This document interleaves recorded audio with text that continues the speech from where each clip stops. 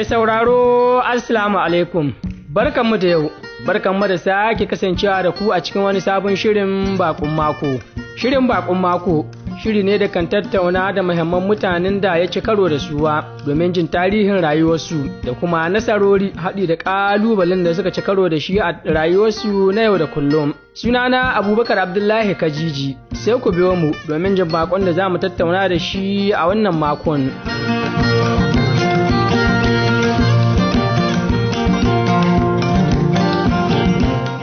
Sunana barista Mutari Shehu Shagari CFR.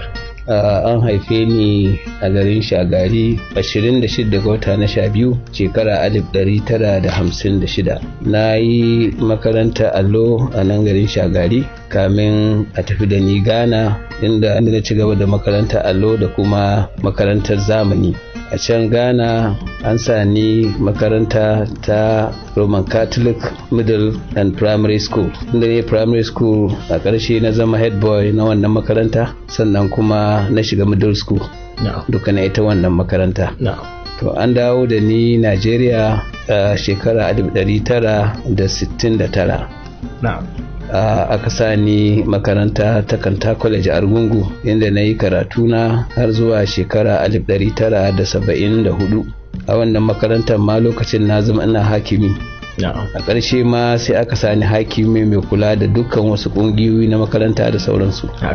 To bayan haka a shekara 1974 na je makarantar kimiyya da fasaha ta Maiduguri, North East College of Arts and Science, inda na yi karatuna har shekara 1976, inda na shiga makarantar Ahmadu Bello University ta Zaria don karanta fanni na shari'a ta zamani. To a nan ma ina na makaranta din na samu zama shugaban kungiyar ɗalibai ta jihar Sokoto ta ƙasa baki ɗaya. Ina wannan makaranta din har shekara 1979, inda na kammala karatuna kuma na je makarantar horon lauyoyi ta Lagos. Na ƙare shekara 1980. Bayan haka na tafi jihar Rivers wajen aikin bauta ma ƙasa. To kamin in je jihar Rivers ko ma kamin in tafi a makarantar horar da lauyoyi wato Nigerian Law School a Lagos, an naɗa ni jami'i mai kula da kotuna na alƙalai. To na wuce na tafi wannan makaranta din. Bayan na kammala na ci jarabawa ta, kuma sai aka tabbatar da ni lauya wanda yana iya yin aiki a kowace kotu a Najeriya, yana kuma iya zama alkali, yana rika kowane mukami wanda ya shafi harkoki na shari'a. To na je jihar Rivers kamar da na faɗa shekara 1980, inda na yi aikin bautawa ƙasa, na ƙare kuma na dawo gida a bisa ga alkawari da na ɗauka cewa ga gwamnati jiha cewa in na ƙare karatuna na kammala zan dawo gida in aiki. Da na dawo an naɗa ni magistrate. Amma cikin ɗan lokaci kaɗan saboda wasu dalilai sai na aje wannan aiki, sai na koma zaman lauya na gwamnati, wato na koma makarantar shari'a ta jihar Sokoto ta lauyoyi a matsayin abin da ake kira a state council ko kuma people state council. To ban daɗe nan ba sai na aji aiki gaba ɗaya. Na koma ni da wani abokina Umaru Dandare, Allah ya ji kanshi, muka aza office na lauyi masu zaman kansu. Wato ga misali mu ne a nan cikin jihar Sokoto wanda suka fara kafa ofis na aikin lauyoyi masu zaman kansu a cikin wannan jihar gaba daya. Ko da yake na san a lokacin da akwai wani ofis na wani lauya wanda ke kira Ɗanladi ba mai yi, wanda suka kafa da shi da marigayi Yahaya Shantali. To da haka dai muke ina wannan aiki. A cikin wannan aiki an yi ta naɗa ni darakta na bankuna da sauran abubuwa dai da dama haka. Har wata rana sannu ina nan gida na zaune, sai an canza gwamnati a lokacin. Ko da yake ban baka bayani na sha'anin siyasa ba. To da yake kamar da na faɗa, bayan na bar aiki lokacin na an naɗa ni ɗaya daga cikin lauyoyin jam'iyyar NPN a nan Sokoto. Wato ina matsayin kamar assistant legal advisor har zuwa legal advisor na wannan jam'iyya. Daga baya kuma da NRC ta shigo, shi ma na shiga siyasa a matsayin lauya mai ba da shawara ga wannan jam'iyya. To Allah ya kawo mu ga jam'iyyar PDP. Ita ma ina cikinta a matsayin lauya wanda ke ba da shawara da kuma wanda yake cikin manyan muhimman mutane da suka kafa wannan jam'iyya. To kamar da nake ce maka, ina nan zaune gida sai kantoma lokacin marigayi Janar Abacha ya karbi mulki na Najeriya, na hannun shi jam'iyyun siyasa duk an soke su. To ina nan zaune sai ga wani direba daga gidan gwamnati ya zo ya ce mini administrator ne, wato kamar shi ne matsayin gwamna a lokacin, ya ce ka zo yana son ya ganka. Na ce to ya ce a ya ce in ɗauko ka da mota. Na ce a tun da ina da tawa mota bari in shiga mota ta sai in tafi. To na je na same shi, muka zauna muka gaisa da shi. Ya ce min to kai ne Mutari Shagari? Na ce eh. Ya ce na ga mutane da yawa da lauyoyi da abin nan da mutane suna ta kawo takardu, wasu na 'ya'yansu wasu na wane ne suna neman masu kwamishina da wadawa, amma kai ban gana ka ba. Na ce to ranka dai ai ni ban dauka haka ake ba, na dauka cewa cancanta ita ke sa ba mutum mukami. To shi yasa ban kawo ba, kuma ina da office ina inda nake aiki na zaman lauya mai zaman kanshi. Ya ce min to da lalle ina son in saka cikin gwamnati na, saboda haka na ji labarinka wajen wani muhimmin mutum, ba sai na faɗi sunan shi ba a nan. Ya ban shawara cewa in na zo nan Sokoto, idan ina bukatar wanda zan sa kwamishinan shari'a ya taimake ni kuma da gaskiya, to in neme ka, domin ya ce shi ya aiki da kai kuma ya san gaskiyarka kuma ya san kai mai tsare aiki ne. Ya ce to ranka daɗe. Ya ce to gaje maza yanzu ka ɗauko mini CV ɗinka, wato kamar tsari na tarihinka, makaranta kaza na yi kaza ka yi kaza, in ka kawo ga ADC na sai ka bashi. Na je na ɗauko na kawo na bashi. To bayan na bashi dai ban neme shi ba, sai dai kawai na ji a rediyo cewa an naɗa ni ɗaya daga cikin kwamishinoni. To aka rantsar da ni, na yi wannan aiki wajen kusan shekara 2, kuma alhamdulillahi na yi rawar gani kwarai da gaske.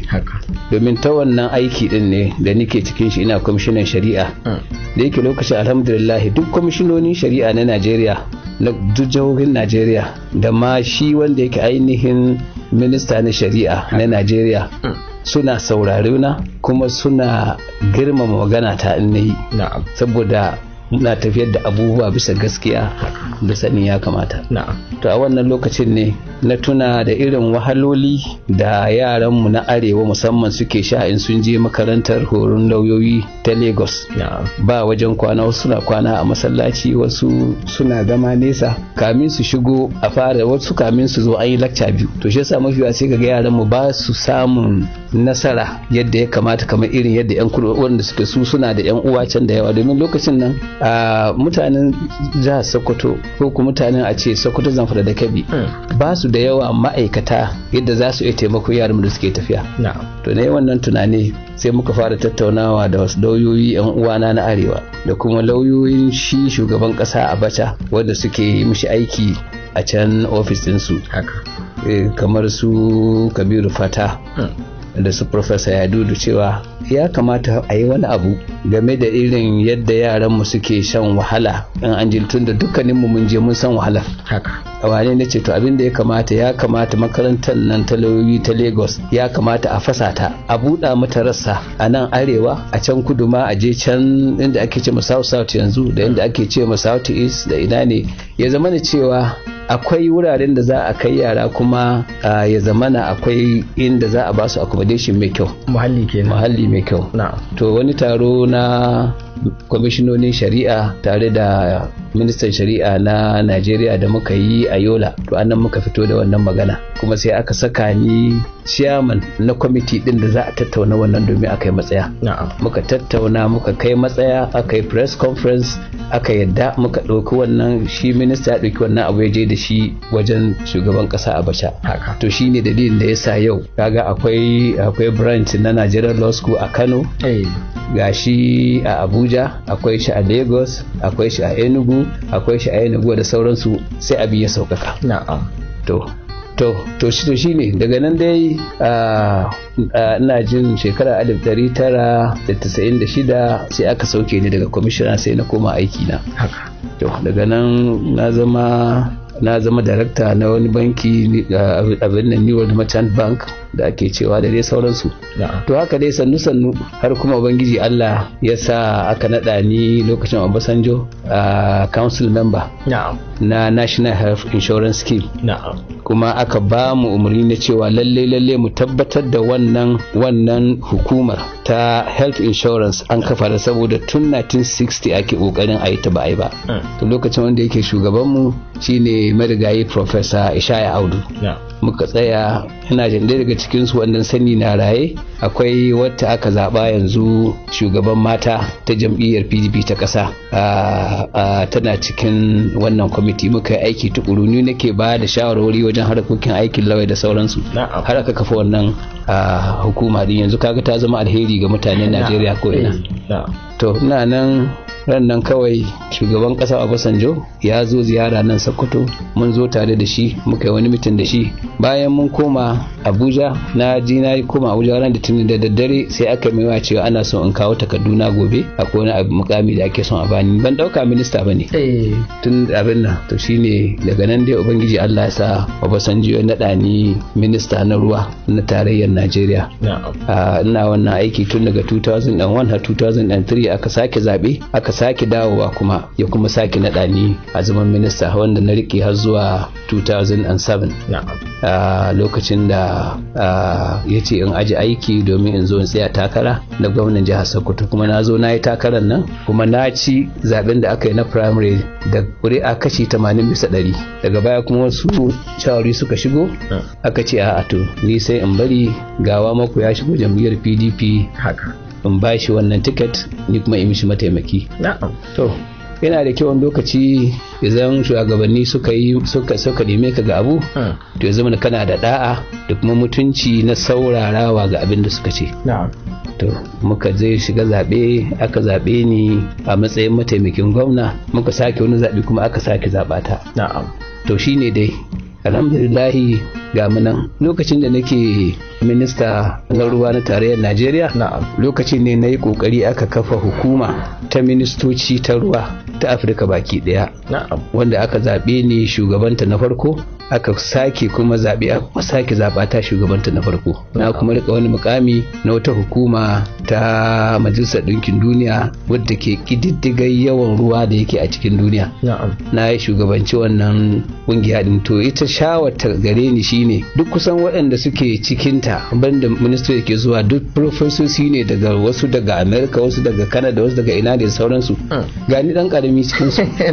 Amma kuma kowane lokaci muka yi mitin sai sun ji daɗi, sun yi ta taɓi da sauransu, suna cewa ai tusa da ake wannan abin ba a taɓa samun shugaba wanda ake zama a yi mitin a ƙare a cimma matsayi da sauransu irin wannan ba. Ina tunawa ku da na zama mataimakin gwamna ina shugabancin wannan kungiya din. To sai aka shirya mitin a Netherlands. Da na je Netherlands na ce musu yanzu na zama deputy gwamna. Suka ce mene deputy gwamna? Na ce wa ni ne mataimakin gwamnan jihar mu. Saboda haka ba zan iya ci gaba da wannan mukami ba tunda na bar minista. Suka ce saboda me nace so dai na aji wannan aiki alhamdulillah. Suka bani karramawa mai girma da sauransu. To wannan dai a takaice shine tarihi wanda zan iya baka game da ni. Amma dai akwai abubuwa da yawa da yawan gaske wanda in nace zamu zauna in ta faɗa maka abubuwa na nasarori da aka samu, to babu shakka kila sai mun yi awa 3 ko 4 muna yi. Ranka dai za a ce kenan yana ɗaya daga cikin abin da ya sa duk inda ka taka za a ce sai mai ruwa baba. To ina ganin abin da ya sa wannan tun da ka tambaye ni so zan gaya maka, kuma ba alfahari bane, ba wani bugun gaba bane, ba wani girman kai bane. Mutane sun faɗa, shugaban ƙasa Obasanjo ya faɗa, ministoci ma yan uwana sun faɗa, sannan World Bank da kansu sun faɗa, bankin duniya ke cewa ba a taɓa yin minista wanda aka samu nasarori wajen tafiyar da ayyukan ruwa a Najeriya kamar lokaci na ba. To shi yasa lokacin da na fito takara da Obasanjo cin aji aiki zo in yi takara. Ina tunawa mun je Isa wajen campaign saboda na yi yawon campaign. To akwai wani dan uwana a Sardaunan Shagari. To shi ya fara cewa mutane sai mai ruwa shikenan sai aka kama. Sai wannan abin ya bi ni. Dalili kuwa ko a nan cikin garin Isa din ga jin murtsace nan da yawa waɗanda ni na yi su. To ka ji yadda wannan abin wato yana nuna cewa dai irin nasarori ne da Ubangiji Allah ya taimaki mutum ya samu ga irin aikin da aka sashi. To har aka zo aka laka mishi wannan sunan sai ya bi ni sai mai ruwa ya bi ni mai ruwa.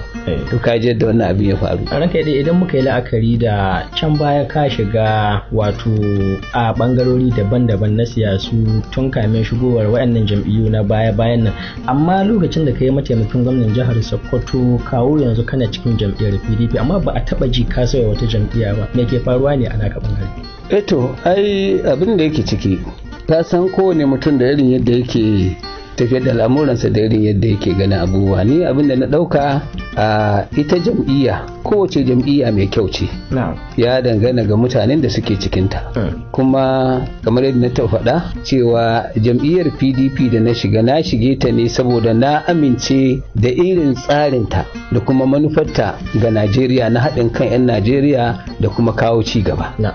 To bayan haka kuma a cikin wannan jam'iyya na zama minista a cikinta har sau biyu, na zama mataimakin gwamna a cikin wannan jam'iyya har sau biyu ko ma sau uku saboda sau uku muna yin zaɓe. To bayan haka kuma a wannan jam'iyya a cikinta ne duniya ta sani ba Najeriya kaɗai ba, a cikinta ne na haɗu da shugabanni na duniya kashi-kashi su Nelson Mandela, su Gaddafi, sarauniyar Ingila, su abin nan ga sunan dai shugabanni iri-iri.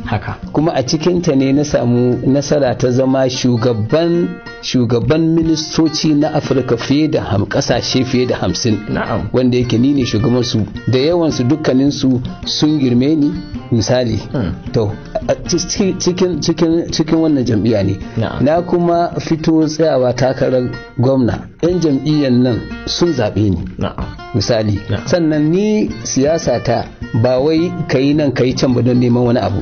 Ni siyasa da nake yi ina siyasa ne saboda ci gaban jihanmu da ci gaban ƙasanmu da kuma ci gaba na jama'a da yadda zan taimaka wa jama'a. Saboda haka a kowace irin jam'iyya kake in dai kana da wannan niyya, idan Allah ya baka dama to zaga. Saboda haka sai na ga to me zai sa idan aka ce kowa sai inda ka ga an samu nasara can za ka yi, to shi za a yi siyasa, babu siyasa kenan, babu demokradiyya kenan. Saboda haka naga cewa ni abin da ya fi mini girma da mutunci shine zama waje daya, saboda kowane irin mukami na duniya ba ka iya samun shi sai Allah ya kaddaro. Kuma ba wai sai kana cikin siyasa wannan ba ko wannan, a'a duk inda kake idan Allah ya kaddaro mukami zaka same shi to zaka same shi. Saboda haka ni jam'iyyar PDP ita ce jam'iyyata, kuma kamar yadda ka sani ni ne na yawon kafa wannan jam'iyya tare da su marigayi Bello Dange a kowace karamar hukuma ta nan. To ya za ka zo ka kafa abu a kafa shi tare da kai, sannan ka samu ɗaukaka a cikin shi, sannan kuma ka ce ka bar shi ka tafi ina. Kuma na yi imani da cewa duk mukaman da na samu ubangiji Allah shine kadar zan same su. Saboda haka in akwai sauran mukami da zan samu to na yarda cikin yadda ubangiji Allah in same shi a cikin wannan jam'iyya ta mu ta PDP. Ina son PDP, ina kauna PDP, ni dan PDP ne na gaskiya, kuma ba ni ganin cewa akwai wani abu wanda zai sa in bar jam'iyyar PDP, ko da yake Allah shi ke yi ba ni ba, amma ni dai a tawa zuciya to ba ni ganin ina barin jam'iyyar PDP in koma wata jam'iyya in bar mutane na waɗanda muka saba da su suka sanni na san su in tafi wata jam'iyya domin bidan wani abu. Duk abin da nake nema ina neman shoran Allah ne. Ranka ɗaya baya ga waɗannan nasarori da ka sama daban-daban, ɗaya mana bayani ta kamaime ko akwai wani ƙalubalen da ka taɓa cin karo da shi a tarihin rayuwarka ta yau da kullum? To ai kalubale kam ai abin nan duk wanda ke da rayuwa, in kana rayuwa ba ka samun kalubale to ka tsorata. Babban abin da na samu kalubale na tsayawa in yanke hukunci me ya kamata in yi shine lokacin da na tsaya takarar primary. Kuma na so in tabbatar maka da wannan lokacin na tsaya takarar primary duk Najeriya ba wanda ya karɓi sisin kwabo daga hannun shi, ban karba daga shugaban kasa ba, ban karba daga wasu yan kwangila, ban karba ga kowa ba. Abin da nake da shi ne amfani. Abin da ya taimake ni shine taimakon da na yi wa jama'a 'yan jam'iyyar PDP lokacin da nake minista. Wannan abin shi ya taimake ni da kuma ubangiji Allah da ya kaddaro cewa zan shiga wannan zaɓe kuma zan ci. To babban kalubalen da na samu shine lokacin da na samu labari ga mutane ma na ji cewa tiket din nan nawa fa akwai uwa mako ya shigo jam'iyyar PDP, saboda haka PDP za ta bashi wannan tiket. To a lokacin na je Lagos wajen wani amini na abokina domin hanyar da za in samu kuɗi na harkar kamfen din da zan yi. To sai na samu waya daga shugaban kasa Obasanjo ya bugo mini ya ce ga abin da ake ciki. To na yi shuru kamar na sakan 30. Sai na tambaye shi na ce mishi to ya riga ya aikata wannan, ya ce mini eh. To a lokacin ne in ce mishi a'a ban yadda ba, ko in ce mishi ina yadda. To sai mutunci da girmamawa da sanin ya kamata ya shigo zuciyata. Na ce mishi to ai shugaban kasa, kai ne shugaban kasa kuma kai mai gidana ne, ka taimake ni na zama minista, an sake zaɓe ka mai da ni, duk abin da ake yi wa mutum ya samu nasara aikin shi kai mini. Kuma kai ne ka ce in je in tsaya wannan takara, ba ni na ce in tsaya ba. To in yanzu ka ga cewa kawo wani cikin wannan jami'a don mu ci wannan zaɓe shine daidai, ba komai, na yadda da wannan. Ya kake ji a rayuwarka in ka tuna yanzu halin da ake ciki? Ai ina jin cewa na farko dai na san na yi da'a, na biyu na san na imani da Allah shi ke yi. Wannan su ne manyan abubuwa. Na biyu na uku, manya sun yanke hukunci, ban ci mutuncinsu ba, ban ce musu ban yadda ba, abin da suka yanke na ce na yadda ya yi daidai. Kuma ka san na faɗa a nan na ce ko kansila aka ce in dawo in zo in yi, manya shugabanni suka ce babu shakka zan, saboda ni ba siyasar tara kuɗi ko gidaje nake ba, siyasa nake yi ta ci gaban jama'a da ci gaban ƙasarmu da kuma taimakawa jama'a. To na biyu shine bayan an yi wannan sai aka zo magana cewa mataimakin gwamna. To lokacin sai na ce ba zan yi mataimakin gwamna ba, duk wanda za a sa abinda aka ce in zo in yi gwamna. To an ce kuma tiket din da na samu an baya wani, to a samu mishi mataimaki. To a lokacin sai su Chief Anini sai suka iske shugaban kasa suka ce mishi to ga bayanin da suke samu, in fa ni ban tsaya na yadda na an shi tiket din nan ba na takarar mataimakin gwamna, to jam'iyyar PDP za ta faɗi zaɓe, domin akwai report wanda ke nuna cewa idan an yi zaɓe ga abin da zan samu, idan an yi zaɓe ga abin da Bamako zai samu, idan an yi zaɓe ga abin da jam'iyyar Bafarawa za ta samu. To idan ba a haɗa kai ba za a faɗi zaɓe. To wannan abin shine suka ce to Obasanjo ya ce to menene shawara, suka ce to sai ka kira former president wato babana Shehu Shagari kai magana da shi, domin lalle mun yi da Mutare Shagari ya ce a shi ba komai, ya haƙura, ubangiji Allah ya bada nasara. To ya kira Turaki, to suka magana da Turaki ya kira ni ya ce to mai gidanka ya kira ni akan batun maganar ka tsaya takarar mataimakin gwamna, amma ya ce ka ce ba za ka yi ba, saboda haka ya ce maka magana me kace. Na ce a to ai magana ta ƙare, domin yanzu tun da har yi magana da kai, to in na ce ba zan yi ba shi ne wa rashin kunya ba, kai na yi ma. Saboda haka duk abin da ka ce in yi shi zan yi. Saboda haka abin nan ka gaya wa Obasanjo cewa ka yi magana da ni kuma na ce na yadda. Abin nan na ce koma ba komai, na fi son a ci zaɓe din, domin in ba ci zaɓe ba mu san iya wahalar da 'ya'yan PDP za su shiga ba a cikin wannan jiha tamu.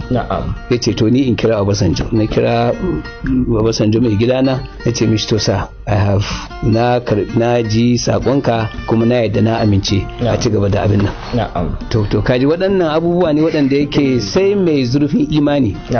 Kuma kowa ya sani a nan Sokoto bayan an yi wannan na zo na shiga duk abin da ake na a ci zaɓe na yi. Ban yi munafuci ba, ban ga laifin mutane ba, na tsaya na kama Bamako mun yi an ci zaɓe, kuma dukkan ɗin da aka yi babu wanda na sa munafuci ko na sa wata kisa, saboda ni ba ni haka nan.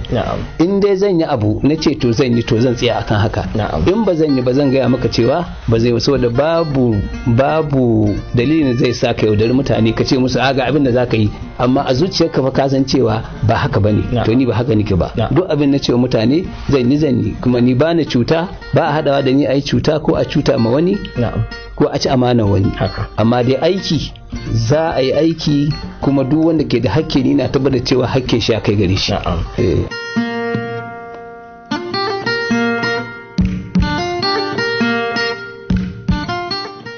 Tumadalla, mai sauraro ya abin da za mu kawo maka kenan a cikin wannan tattaunawar. Ku biyo mu mako mai zuwa domin jin ci gaban wannan tattaunawar. Yanzu kam, a madadin hukumar gudanarwa ta Kalif Radio na gari FM da ta ɗauki nauyin kawo muku wannan shirin, da kuma mai wannan shiri Abdullahi Umar Yalwa a jiyan Yawuri, sai kuma wanda ya tace shirin a cikin faifai Abubakar Ahmad, Abubakar Abdullahi Kajiji, da na shirya na gabatar ke ce da ku wassalamu alaikum wa rahmatullahi ta'ala wa barakatuhu.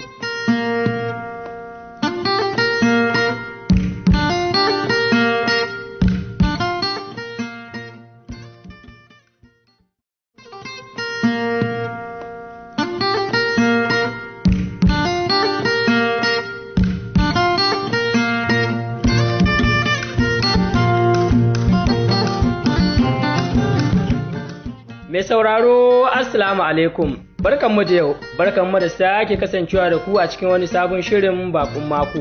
Idan ba a manta ba, a makon da ya gabata, mun fara tattaunawa da tsohon mataimakin gwamnan jihar Sokoto Barista Mutari Shehu Shagari, sai lokaci ya mula hannun nasa.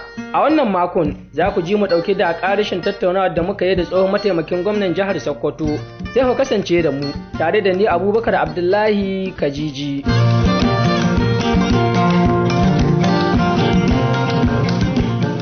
Raka dai baya ga wannan mukamin da kan rika ciki da wajen Najeriya da samar da ci gaban da wato ake alfahari da kai ta waɗannan mukamin.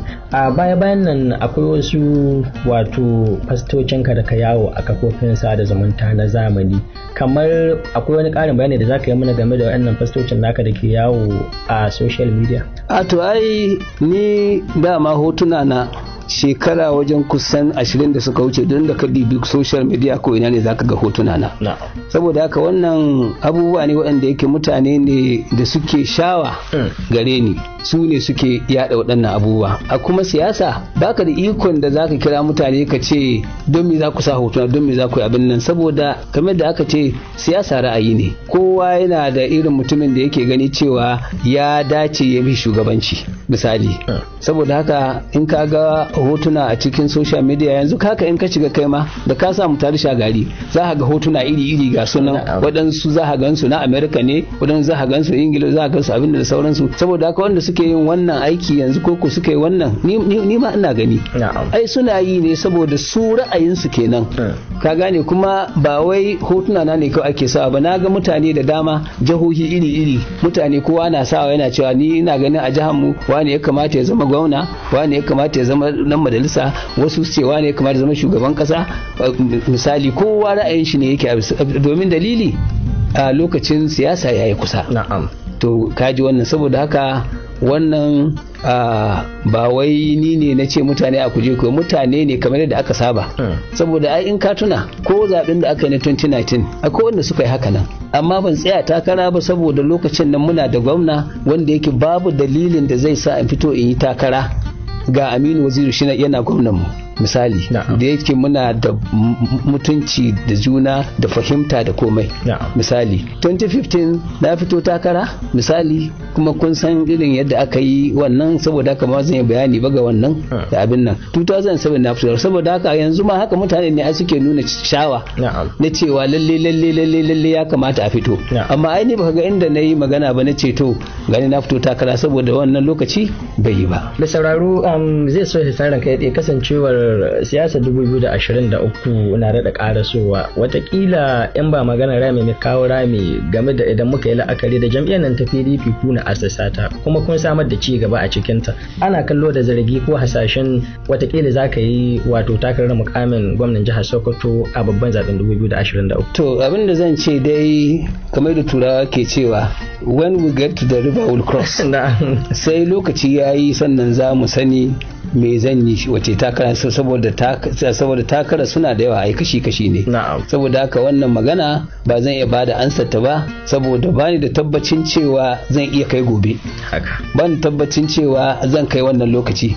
Saboda haka sai in lokaci yayi to wannan zamu gani, amma ba zan iya hana mutane su fidda ra'ayinsu ba game da ni. Haka rake da idan muka yi la'akari da tun fa lokacin da aka asasa jam'iyyar nan ta PDP kai mutum ne kamar da ka ambata mai ra'ayin idan za ka yi idan kuma ba za ka yi ba za ka yi ba. Akwai mutane da dama da suka shiga jam'iyyar nan ta PDP suka fice mata kuma kai kana nan za a ce kamar kalmar gada Bahaushe ka cewa kiskahun kenan. A misali za a ce za ka ci gaba da zama ne cikin jam'iyyar nan har zuwa wani lokaci ko kuwa akwai yiwuwar canzawa kila kamin 2023.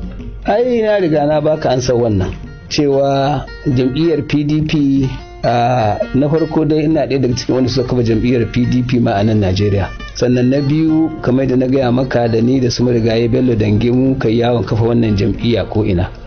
Kuma duk abin da mutum ke so ya zama a cikin siyasa a cikin wannan jam'iyya na zama abu kaɗan ne da yake Allah bai kaddara ba da na zama taimakin shugaban Najeriya.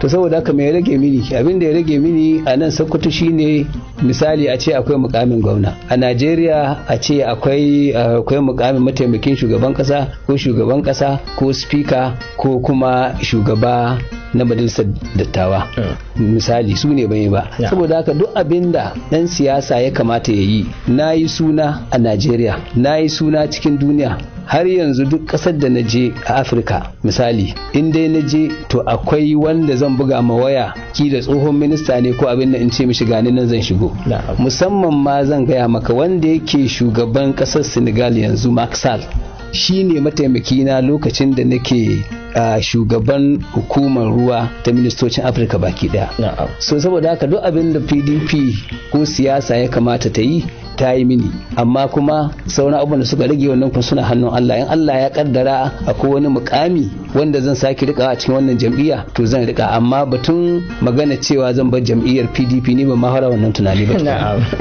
za a ce kenan za ka ci gaba da zama jam'iyyar PDP sai da hali yayi sai to cikin yadda ubangiji Allah a cikin tambayoyinka baka tambayi ni menene na fi jin daɗi ba a zamana a cikin jam'iyyar PDP da kuma mukaman da na rika to babban abin da na fi jin daɗi na yi farin ciki wani godiya ga Allah ba wai na saurin da na samu na ayyukan da na yi a Najeriya ba a'a lokacin da aka naɗa ni minista da na zo gida na kai ziyarar ban girma wajen mai alfarma sarkin musulmi lokacin marigayi Muhammadu Macido Allah ya gafarta mishi abinda na yi musu alkawari gaba ɗayansu na ce musu to minista ɗin nan insha Allahu ba zan ba su kunya ba zan yi ayyuka kashi da yadda ubangiji Allah abinda kawai zan tabbatar musu da shi bayan ayyukan da zan yi musu gwaranyo da ina ne ba zan dawo da tulin kuɗi ba amma dai zan dawo da lambar girma to alhamdulillahi ina minista na farko wanda aka baiwa lambar girma ta ƙasa ta CFR wato Commander of the Republic ita ce ta uku a Najeriya kuma ni ne number 1 minista wanda aka taɓa ba wannan a lamba ta girma yana minista bai sauka ba to wannan abu ya fi shi ne na fi jin daɗi fiye da komi saboda shi ne ke nuna cewa lalle na yi aiki da gaskiya tsakani da Allah kuma na wakilci Sokoto yadda ya kamata a wakilce ta da mutunci da girmamawa ba sata ba maita ba aikata wani mugun abu a zamana na minista a wannan lokaci saboda haka wannan shi ne abin da ya fi min daɗi ko ina. So shi yasa yanzu kaga suna na daga an rubuta barista Mutare Shehu Shagari CFR. Akwai ministoci da yawa nawa kaga an rubuta ma wannan. To kaga wannan abin godiya ne ga Allah. Kuma ina godiya ga Obasanjo da ya bani wannan lambar girma ba matar da ya faɗa mini ba. An shigo council kawai sai naga an kawo memo sai ga sunana. Haka. Cewa za a bani wannan girma. To wannan kaga abin godiya ne ga Allah. Kawo yanzu a kake ji in ka tuna shi. Ai ina jin daɗin wannan abu shi na gaya maka ai shi ne abin da na fi jin daɗi fiye da kowanne saboda za ka yi minista ka ƙare a manta ma da kai amma da duk aka sunan aga wannan lama za a tambaya ya aka bashi wannan ai lokacin yana minista ne saboda kokarin da ya yi misali to kuma zama na shugaba na kungiyar ministoci na Afirka zama na ni ne na farko to wannan ba karamin abu ne saboda an kire ni har Cairo an kire ni an bani wata lamba ta girma domin saboda irin ci gaban da aka samu wajen fannin ruwa a Afirka na cewa ni ne na kirkiro wannan kungiya abin nan ni na kirkiro wannan hukuma din kuma ga ta nan tana amfana jama'a. Haka. Rake dai mai sauraro zai so shi san bangaren abinci, wani irin abinci kafi bukata a rayuwarka? Ni wajen abinci ba ni da wani zaɓi, duk abin da ubangiji Allah ya ce halal ne a ci ni ina ci. Ba ni wahalar da iyali na in ce sai kun yi kaza, duk abin da suka dafa suka bani to zan ci, kuma zan ci da farin rai da jin daɗi, kuma zan ci musu abinci yayi daɗi. Na'am. Bangaren iyali me zaka ci? To ai iyali na kusan kowa ya sai da yake da iyali na. Na'am. Mutane sun sani ina da mata 4. Na'am. Amma yanzu matata ta farko kila mun ta sama shekara 40 da ita. Na'am. To amma har yau ba wanda ya taba jin an ce ga matan mu ta shagari sun ta yi fushi an je a maishe ta. Na'am. Babu wannan. Na'am. Sannan ina da yara ubangiji Allah ya shirya mini da su. Haka. Misali baka ganin su suna yawo wuri ko wajen roƙo ko wajen wani abin da sauransu. Ubangiji Allah ya shirya mini da su, saboda haka wannan ba iyawa ta bace, aiki ne na ubangiji Allah. Na'am. Kuma ina roƙon Allah ya ci gaba da bani zama lafiya da iyalina, kuma ya shirya mini da yarana, kuma ya shirya ma kowane mahaluki musulmi da nashi yara. Na'am. Saboda haka alhamdulillahi ni da iyalina muna cikin zaman lafiya. Na'am. Da kuma jin daɗin juna da sauransu, kuma suna taimaka mini wajen sha'anin siyasa. Ta wace hanya? Saboda mata 'yan siyasa sun faɗa da kansu ba gidan da suke zuwa na siyasa su yi yadda suka ga dama, su shiga ɗakunan matan ɗan siyasa su yi abin da suka ga dama, su ji daɗi, su ci abinci, su yi abin da kamar yadda iyalina suke yi wa mata 'yan siyasa na jihar Sokoto. Wannan ba ƙaramin abu bane. Saboda haka gare su ma ina ƙara godiya ƙwarai da gaske. Ranka yadda idan muka yi waiwaye baya kaɗan, kayi ayyuka a fannoni daban-daban a lokacin da kana lauya, ko akwai wata shari'ar da ka taɓa kila jagoranta wadda ka samu nasarar da ba za ka taɓa manta da ita ba? Eto abin da nake so ka fahimta shine a lokacin da nake practice na law, abin da na yi commercial law practice na yi. Sha'anonin bankuna, sha'anonin gidaje da sauran abubuwa da sauransu. Partner dina shi kuma Muhammadu Dandare shi ne yake zuwa kotu. Sai da wani lokaci mukan je ni in raka shi. Amma ga aikin da na ɗauka, to na yi fice, na yi suna gare shi, ya kasance duk wani babban banki da yake Najeriya ana mishi aiki. Saboda kwarewa. Amma babban abu wanda na yi wanda na ji daɗin nasarar yin shi na kuma kare shi lafiya mai wuya shine lokacin da kotu ta ba da dama a sayar da kamfanin na Tradef na jihar Sokoto. Shi George inda ya yi wannan shari'a a Justice Kafarati yana so ya nada abin da ake kira liquidator. Liquidator shine wanda kotu za ta ba umarni da iko na sayar da kayayyakin kamfani, ya biya basu suka da ake bin kamfani, abin da ya rage kuma a ba waɗanda suke da hannun jari a cikin wannan kamfani. To ya nemi shawara, sai aka ce mishi in dai kana son a yi wannan abu tsakani da Allah da gaskiya kuma a kare shi lafiya, ka nemi Mutari Shagari. So ya kira ni ya nada ni ga wannan abin nan, kuma na tsaya ne wannan aiki aka kare shi lafiya. Daga cikin kudin kamfani banda ni abin da aka biya ni ba sisin kobo wanda na dauka ko ya salwanta. Misali, to kaga wannan ba karaman nasara bace.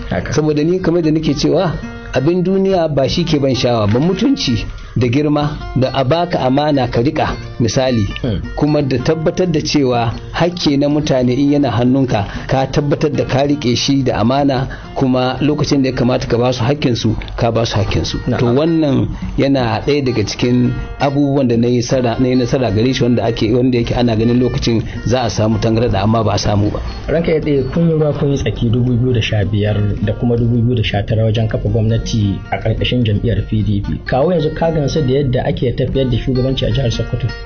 To ai abin da yake ciki shine gwamna yana iya nashi kokari. Ka san wanda bai shiga mulki bai san wahalar shi ba. Wanda yake waje yana kallon kamar abin sauki gare shi, ba sauki gare shi ba. Ga irin tattalin arziki da ake ciki yanzu, yadda yake kudade ba irin yadda aka saba ba ne, da kuma matsaloli na tsaro da ake da su da sauransu. In kai la'akari da ayyukan da ake yi nan cikin jihar Sokoto yanzu, misali ga gadoji nan ana yi, ga tituna nan ana yi da sauransu, ga makarantun ne nan ana yi, ga teaching hospital, ga ayyuka wurare ana yi. To babu shakka a gwamna ya yi kokari kuma yana iya nashi kokari. Abin da ya rage ga jama'a shine su sa hakuri, su ba da lokaci su ga a kare wannan ayyuka, su ga irin yadda Sokoto za ta koma. Saboda haka alhamdulillahi gwamna ya yi kokari kuma yana cikin kokari kuma zai ci gaba da kokari kuma yana da kyau waɗanda suke jami'ai da suke aiki tare da shi musamman ma'aikata ta Ministry of Information su fito da waɗannan ayyuka da suke ana yi ba a san da su ba su faɗa ma duniya domin mutane su san irin aikin da ake ciki kuma zan yi kira ga jama'a musamman 'yan siyasa da su sa haƙuri duk abin da yake rabonka to Allah zai baka shi duk abin da ba rabonka ba za ka samu ba kuma babu shakka kowane lokaci gwamna yana da kuduri na ganin cewa ya taimaka wa mutane kuma ina sa ran cewa ba da dadewa ba mutane za su fara ganin irin wannan taimakon yana fitowa. Ranka da idan muka yi la'akari da can baya lokacin da ka samu tikitin tsayawa takarar gwamna kwatsan kamar da ka ambata sai ga kiran waya daga tsohon shugaban kasa Obasanjo haɗi ma da mahaifinka marigayi Shehu Ali Usman Ali Shagari Allah ya gafarta mishi ya zauna da kai yayi ma magana kuma cikin biyayya ka bi umarnin shi. Yanzu misali idan a kaddara ba za a rasa wasu magabatan da za su iya zama da kai ba da kuma abokan wato zamantakewa na yau da kullum kila da za su baka shawarar fitowa takarar mukamin gwamna a jihar Sokoto za ka bi shawarwarin su. Ta abin da nace maka ni siyasa ta ina yin ta ne saboda jama'a saboda ci gaba na jihar mu saboda ci gaban Najeriya saboda kuma a taimaka ma jama'a kamar yadda na yi lokacin da na yi minista. Ai minista din ai shugaban kasa kira na ya ce zan yi maka minista. Ba wani a Najeriya wanda ya ce har yau ni ne na ce ma Obasanjo ga Mutare Shagari sashi minista babu wannan. Mun yi mitin ya gani ya gana dace zan iya aiki ya kira ni saboda haka duk lokacin da aka kira ni aka ce ka zo ga aikin da muke son ka yi muna wanda zai kawo ci gaban jihar mu wanda zai kawo ci gaban kasar mu wanda zai kawo taimakawa ga jama'an mu a samu ci gaba ta fannin ilimi ta fannin lafiya da sauran abubuwa to babu shakka zan yi. Ai a halin yanzu gwamna shi ya kire ni ya ce min ina son in baka shugabanci misali ko ba haka ba na wannan hukuma ta polytechnic domin ka gudanar da ita kuma a gyara abubuwa to alhamdulillahi kamin in zama chairman na wannan council din ta Umaru Shinkafi Polytechnic ta nan kamin in rika wannan mukami na chairman wajen kusan shekara 12 ba a convocation ba amma kaga wannan shekara ai an yi shi kuma an yi shi yayi kyau da sauransu saboda haka ni siyasa ta yi wa jama'a aiki ce siyasa ta in kawo ci gaba ga jiharmu ne ko ga ƙasanmu da sauransu ba siyasa ce ta wata kaina ba don in tara dukiya ko gidaje ko abin nan because ai kowa sani anan Sokoto duk yadda kai sheri ba za ka ci ga gidan Mutare Shagari ba wannan gida da nake ciki shine nawa kuma na yi shi kamin in rika mukamin siyasa ta hanyar aikin lauya da na yi wannan gida a nan na kuma yi wani a Shagari amma duk zama na minista shekara wajen 6 in ka dubi irin kudaden na kashe a Ministry of Water Resources misali da ayyukan da aka yi Najeriya amma babu wanda zai ce na sayi gida a Sokoto ko da a Locust ne saboda haka ni ba siyasar tara dukiya nake ba siyasar ci gaban jama'a da kuma ci gaban kasar mu shine ke gabana. A cikin tambayoyinka baka tambayi ni menene na fi jin daɗi ba a zamana a cikin jam'iyyar PDP da kuma mukamman da na rika to babban abin da na fi jin daɗi na yi farin ciki wani godiya ga Allah ba wai na saurin da na samu na ayyukan da na yi a Najeriya ba a'a lokacin da aka naɗa ni minista da na zo gida na kai ziyarar ban girma wajen mai alfarma sarkin musulmi lokacin marigayi Muhammadu Macido Allah ya gafarta mishi abinda na yi musu alkawari gaba ɗayansu na ce musu to minista ɗin nan insha Allahu ba zan ba su kunya ba zan yi ayyuka kashi-kashi da yadda Ubangiji Allah abinda kawai zan tabbatar musu da shi bayan ayyukan da zan yi musu gwaranyo da ina ne ba zan dawo da tulin kuɗi ba amma dai zan dawo da lambar girma to alhamdulillahi ina minista na farko wanda aka baiwa lambar girma ta ƙasa ta CFR wato Commander of the Republic ita ce ta 3 a Najeriya kuma ni ne number 1 minista wanda aka taɓa ba wannan a lamba ta girma yana minista bai sauka ba to wannan abu ya fi shi ne na fi jin daɗi fiye da komai saboda shi ne ke nuna cewa lalle na yi aiki da gaskiya tsakani da Allah kuma na wakilci Sokoto yadda ya kamata a wakilce ta da mutunci da girmamawa, ba sata ba maita ba aikata wani mugun abu a zamana na minista a wannan lokaci. Saboda haka wannan shi ne abin da ya fi min daɗi ko ina. So shi yasa yanzu kaga suna na daga an rubuta barista Mutare Shehu Shagari CFR. Akwai ministoci da yawa nawa kaga an rubuta ma wannan. To kaga wannan abin godiya ne ga Allah. Kuma ina godiya ga Obasanjo da ya bani wannan lamba girma ba matar da ya faɗa mini ba. An shigo council kawai sai naga an kawo memo sai ga sunana. Haka. Cewa za a bani wannan girma. To wannan kaga abin godiya ne ga Allah. Kawo yanzu a kake ji in ka tuna shi. Ai ina jin daɗin wannan abu shi na gaya maka ai shi ne abin da na fi jin daɗi fiye da kowanne saboda za ka yi minista ka ƙare a manta ma da kai amma da duk aka ga sunan aga wannan lama za a tambaya ya aka bashi wannan ai lokacin yana minista ne saboda kokarin da yayi misali to kuma zama na shugaba na kungiyar ministoci na Afirka zama na ni ne na farko to wannan ba karamin abu ne saboda an kire ni har Cairo an kire ni an bani wata lamba ta girma domin saboda irin ci gaban da aka samu wajen fannin ruwa a Afirka na cewa ni ne na kirkiro wannan kungiya abin da ni na kirkiro wannan hukuma din kuma ga ta nan tana amfana jama'a. Haka. Dan kai dai ko akwai wani abu guda da zaka taba tuna da shi wanda kila marigayi mahaifinka ya taba gaya maka wanda zai iya zama kila silar ci gaba ga al'ummar jihar Sokoto? To shi turaki abin da dai ya gaya mini a wajen sha'anin fannin siyasa ko da wani lokaci ka tsaya akan gaskiya abin da za ka yi kasan za ka iya yi to in kai alƙawarin yin shi ka yi wanda kasan ba za ka iya ba to ka kai alƙawarin za ka yi kuma da cewa siyasa sai an sa haƙuri kuma da yi la'akari da cewa Allah shi ke bada mukami in Allah ya kaddaro ka da mukami za ka samu in kaga ka nema baka samu ba to Allah ne bai kaddaro ba sai kai hakuri da haka. Dan kai dai kana sahun gaba ko kuma uba cikin waɗanda ka faɗa a jihar Sokoto menene kiran ka ko sharawarin ka ga matasa musamman a wannan lokaci da ake ciki? To na farko dai abin da zan ce shine matasa su mai da hankali ga samun ilimi mai kyau kuma mai yawa mai zurfi saboda yadda zamani yake. Sannan na biyu su rinka sa haƙuri, saurin nema baya kawo samu. Idan ka ce sai ka yi saurin nema ka tara to shi ne ke sa ka bi wata hanya wadda ba daidai ba sai ka ga tun baka kai ko ina ba ka durƙushe. Abubuwa din nan sannu ne kuma yana da kyau su tsaya su ba kansu shawara su san waɗe irin 'yan siyasa ne ya kamata su bi.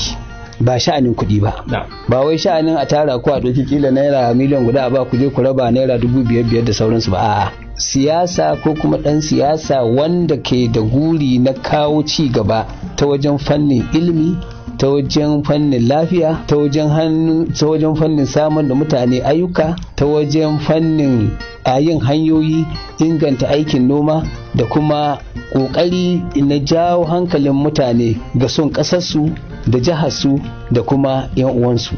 Ina kira ga matasa da su gudani ƙoƙarin samun kuɗi ko ta wace hanya wannan ba daidai ba ne su bi a hankali misali da sannu ƙarami ke zama babba amma dai kuma su gudani irin miyagun abubuwa na shaye-shaye da harkokin area boys da sauransu waɗannan abubuwa suna nakasa mutum kuma suna nakasa ƙasa misali saboda haka wannan shine kira na ga matasa na wannan jiha tamu. Me za ka ce daga ƙarshe? To daga ƙarshe dai zan ce a sofa alhamdulillah ina godiya ga Allah a madaukakin sarki da kowane lokaci ayyuka na abubuwa na ina barin su gare shi iyakaci in roƙe shi kuma duk abin da ya mini duk abin da ya zo ta hanya ta na san daga Allah ne in abu ne mai daɗi alhamdulillah in abu ne mai ɗaci inna lillahi wa inna ilaihi raji'un saboda haka wannan shine zan ce kuma da tabbatar ma mutanen jihar Sokoto da duk lokacin da na samu kaina a wani mukami wanda ya shafe su to zan tsaya in yi wannan aiki tsakani da Allah kuma zan yi wa mutane adalci a kowane lokaci kuma zan yi kokari ta wannan aikin da nake yi in kawo ci gaba alhamdulillah ina godiya ga Allah da ɗaukakar da ya mini ba don na fi kowa ba, ba don na fi kowa ilimi ba, ba don na fi kowa asali ba, ba don na fi kowa iyawa ba, sai dai don kawai ubangiji Allah ya ga dama ya min haka nan. Sannan ina godiya gare shi da ya mini tawakkali da kuma yarda da nashi hukunci, da kuma cikin yarda shi ya sa min haƙuri da kuma rashin zargi zuwa ga jama'a na cewa jama'a ne suka hana ni kaza ko sana'a, ba wanda zai hana ka komai sai Allah. Amma zamantakewa ka da jama'a ka kyautata ta, kai musu adalci, ka rika su da gaskiya, kar ka rudi jama'a. To muna godiya kwarai da gaske. To na gode.